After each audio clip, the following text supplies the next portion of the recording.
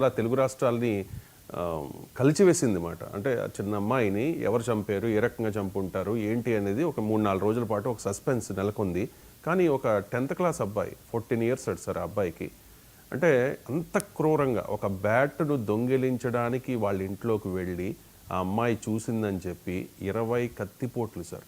అంత వైలెంట్గా, అంత వైల్డ్గా ఏ రకంగా ఆ పిల్లవాడు ఆలోచించగలిగాడు అనేది ఇప్పుడు పెద్ద చర్చ జరుగుతోంది సార్.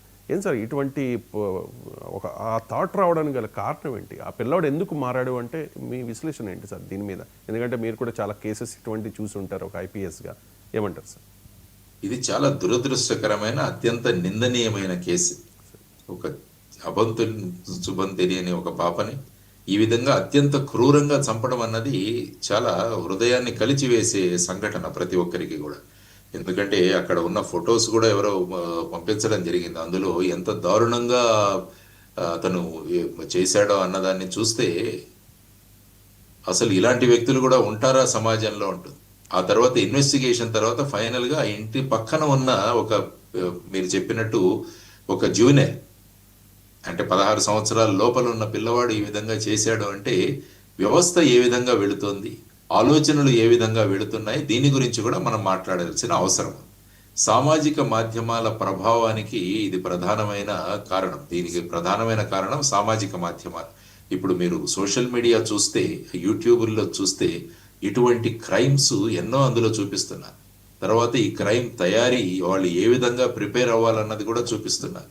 ఆ తర్వాత క్రైమ్ పెట్రోల్ అని, తర్వాత వచ్చేసి రకరకాల సీరియల్స్ ద్వారా క్రైమ్ను ప్రొజెక్ట్ చేస్తున్నట్టుగా అనిపిస్తుంది. అందులో పోలీసులు వచ్చి సాల్వ్ చేయడం చూపిస్తున్నారు, కానీ ముందు దానికి సంబంధించిన క్రైమ్ని చాలా సవిస్తరంగా చూపించడం జరుగుతుంది. సో వీటన్నిటి ప్రభావం ఏంటంటే చిన్నపిల్లల మీద చాలా ఎక్కువగా ఉంటుంది ఈ ప్రభావం. సో ఈ ప్రభావం వల్ల తర్వాత ఆ కుటుంబంలో ఉన్న పరిస్థితి, తల్లిదండ్రులు ఏ విధంగా పిల్లల మీద వారి నియంత్రణ ఉంది, పిల్లలు చేస్తున్న విధానాలను మనం ఏదైనా వాళ్ళ మీద చూస్తున్నామా, వాళ్ళను తప్పుదారిలో వెళుతున్నప్పుడు వాళ్ళను సవరిస్తున్నామా, ఇవన్నీ కూడా మనం ఆలోచించిన అంశాలు.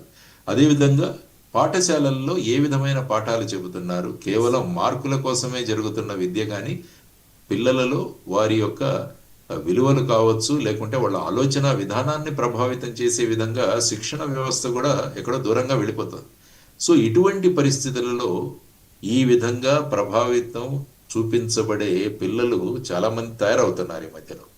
ముఖ్యంగా మీరు చూస్తే చిన్నతనంలోనే డ్రగ్స్కి అలవాటు పడడం, తరువాత వచ్చేసి మద్యానికి అలవాటు పడడం, ఇవన్నీ కూడా మనం చూస్తున్నాం. చాలా విషయాలు చూస్తుంటే ఇప్పుడు చూసుకుంటే డ్రగ్స్ అన్నవి, గంజాయి అన్నది ముఖ్యంగా గ్రామాల్లోకి వెళ్ళిపోయింది. తర్వాత ఏదైనా మేజర్ క్రైమ్ చూడండి మొత్తం భారతదేశంలో, అందులో ఖచ్చితంగా కూడా ఈ జువెనైల్స్ అన్న వాళ్ళు ఉంటున్నారు. 16 సంవత్సరాల తక్కువ ఉన్నవాళ్ళు కూడా అందులో ఖచ్చితంగా ఉండడం మనం చూస్తున్నాం. ఇంక్లూడింగ్ నిర్భయ కేసు నుంచి కూడా, నిర్భయ కేసు తీసుకున్నా కూడా అందులో కూడా ఐ థింక్ 2 జువెనైల్స్ ఉన్నారు.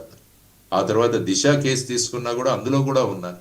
సో ఇటువంటి నేరాలు సమాజంలో జరుగుతున్నప్పుడు సమాజం, తర్వాత పోలీసు విభాగం, తర్వాత కరెక్షనల్ మెకానిజమ్స్, తర్వాత ఇంటిలో ఉన్న వ్యవస్థ, తర్వాత విద్యా వ్యవస్థ, ఇవన్నీ కూడా మనం మేల్కోవాల్సిన అవసరం ఉంది.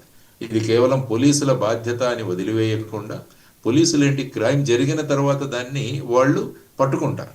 కానీ ఇక్కడ ఆ అబ్బాయిని కూడా పట్టుకున్నారు, జువెనైల్ హోమ్కు పంపించడం జరిగింది. కానీ ఇవి ఎందుకు జరుగుతున్నాయి అన్నది ప్రభుత్వాలు అన్నవి చాలా సీరియస్గా ఆలోచించాల్సిన విషయాలు. ఇంటర్వెన్షన్స్ ఎక్కడెక్కడ మనం తీసుకురావాలి అన్ని కూడా ప్రభుత్వం ఆలోచిస్తూ సీరియస్గా దీని మీద చర్యలు తీసుకోకుంటే సంఘటనలు, ఇప్పుడు మీరు ఆంధ్రాలో చూసుకున్నా కూడా ముత్సుమర్రి అనే ప్రాంతం, అయితే నంద్యాల దగ్గర, అక్కడ కూడా ఒక అమ్మాయిని ఈ విధంగా చంపివేయడం జరిగింది. అందులో ఇంకా కూడా అందులో చేసిన వాళ్ళని ఇంకా అరెస్ట్ చేయలేదన్నది కూడా విమర్శ వస్తుంది. అదేవిధంగా సుగాలి ప్రీతి అన్న ఒక కేసు, అది కూడా అందరినీ కూడా వాళ్ళ ఒక పెద్ద చర్చ ఉంది. సుగాలి ప్రీతి వారి అమ్మగారు అక్కడి నుంచి కర్నూలు నుంచి మన సెక్రటరియట్ వరకు ఆవిడ వీల్ చైర్ యాత్ర నిర్వహించాలని కూడా ఆవిడ అనుకోవడం, ఇవన్నీ ఏంటంటే ఈ విధంగా చిరుప్రాయంలో మెదడు మీద, వారి ఆలోచనల మీద ప్రభావితం ఏం చేస్తున్నాయి అన్న దాని గురించి ఆలోచించాల్సిన అవసరం. వీటిని ఎక్కడో ఒక చోట అడ్డుకట్ట వేయాలంటే ఒక సభ్య సమాజం అందరూ కలిసి పని చేయాలి అన్నది మనం ఆలోచించాల్సిన విషయం రవిశంకర్ గారు. ఇక ఫైనల్గా ఈ మధ్య ఆంధ్రప్రదేశ్ రాజకీయాల్ని ఒక అంశం కుదిపేస్తోంది సార్. పెరోల్ అంటే ఒక జీవిత ఖైదు పడ్డ వ్యక్తి పెరోల్ మీద బయటకు వచ్చి అతను కొంచెం అదే అంటే